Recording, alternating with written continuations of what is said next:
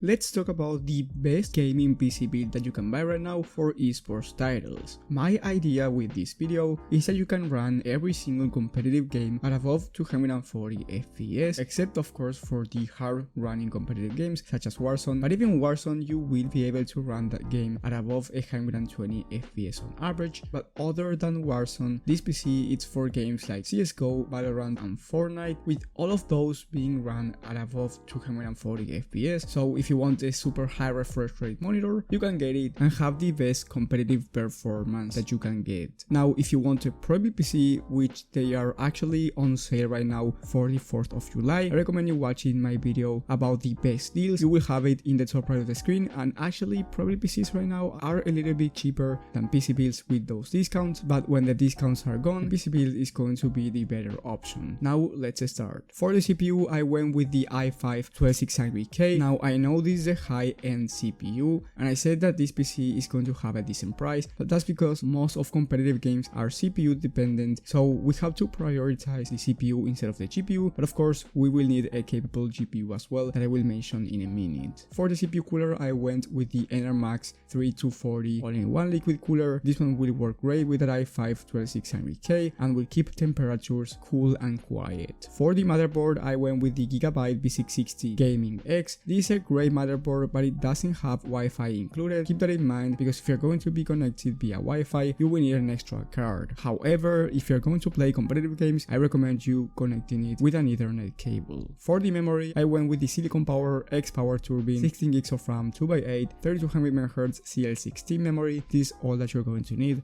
You definitely don't need 32 gigs of RAM, especially for those type of games where the max RAM that you will need is 16 gigs of RAM for the game of Fortnite. But other than that, for games like Valorant and CSGO, you only need 8 gigs, but of course, if you want to play other games, 16 gigs of RAM is the sweet spot, so I do not recommend you downgrading to 8 gigs. For the storage, I went with the Western Digital Blue 500 gigs of M.2 NVMe SSD. Since esports titles are not super heavy, I went with a 500 gig kit, but I do recommend you upgrading it if you will play other games such as GTA 5 or Red Dead Redemption 2, or especially Warzone. Those are heavy games, but I will explain on how to make this PC cheaper, but also how to make it a little bit more expensive so you gain more performance at the end of the video. Then for the graphics card, and the most important component for gaming, not on this case because we're talking about competitive games, but still an important component, we're talking about the MSI RTX 2060, and the 2060 in 2022 is still a great graphics card. Now you can go for the same price with the RX 6600, which is better on performance, but in competitive games, I don't know why, maybe it's the drivers. AMD has been struggling, especially in Fortnite, but with the 2060 you also get DLSS, ray tracing, and the DLSS technology is going to help you out in a lot of these games. That's why I went with the 2060 instead of the RX 6600. However, I do recommend you doing your own research and search on YouTube your favorite game benchmarks with both of these graphics cards for you to compare the FPS in your favorite game and make a final conclusion for yourself, because for some games the RX 6600 is way better and for others the 2060 is going to be the better option. So do your own research for your favorite games before buying, but I think that the 2060 is going to be the better option for this type of titles. Then for the case, I went with the LANCOOL 205 mesh. This one already comes with 3 fans installed, that's why I picked it. It's $106. It's a little bit expensive, but considering that if you buy a case with no fans and then you put the extra fans, it's going to cost around the same price. I think that this one is a great option and it has great airflow, so if you pair it with that 240 all-in-one liquid cooler, temperatures for this PC overall are going to be great and you don't have to worry about thermal throttling.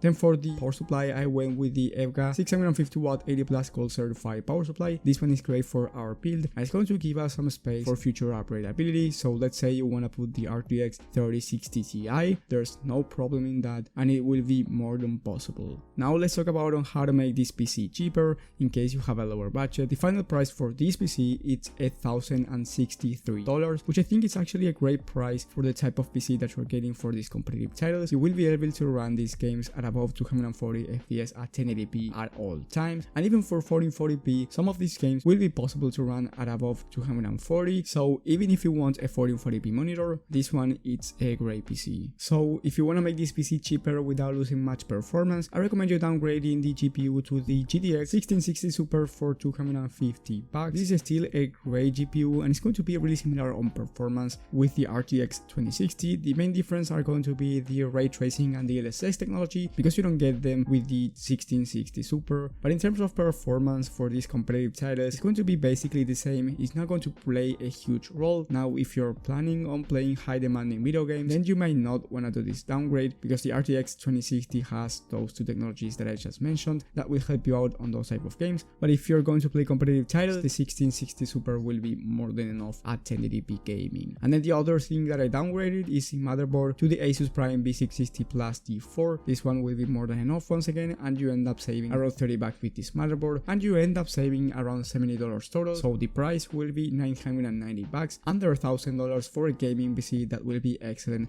for those competitive titles still, because you get that i5 to A600K. Now, if you want to make this PC more expensive and have an extra performance for $1,250, so around $200 more expensive, you can get the RTX 3060 instead of the 2060. Now, I know a graphics card like the RX 6600 XT might be the better option because it's way faster in most games, but remember that in competitive games, because of the dry burst problem that I talked about at the beginning of the video, the RTX 3060 is going to be the better option, and it's also going to be way better for productivity work, and you get those technologies that I mentioned before. Now, the 3060, I think it's overpriced right now, so you may want to consider the 6600 XT instead, but again, search your favorite game with both graphics cards before buying any of the graphics cards that I mentioned. Then for the storage, I went with 1TB of SSD instead of 500 gigs, which will allow you to have more space in that drive, so if you want to download other heavy games, you can do it without any issues. And the last thing that I upgraded was the motherboard to the MSI Mac B660 Tomahawk Wi-Fi included motherboard, mainly because of that Wi-Fi, and this one is also great for expandability, so overall a great motherboard. So that was my whole video. If you found it helpful, leave a like and subscribe, but most importantly hit that bell button so you get notified when I upload this type of content, which I do from 3 to 5 times a week. If you have any questions, let me know down below on the comment section and I will try to reply as fast as possible. Thank you guys for watching, thank you for the support, and I will see you on the next one.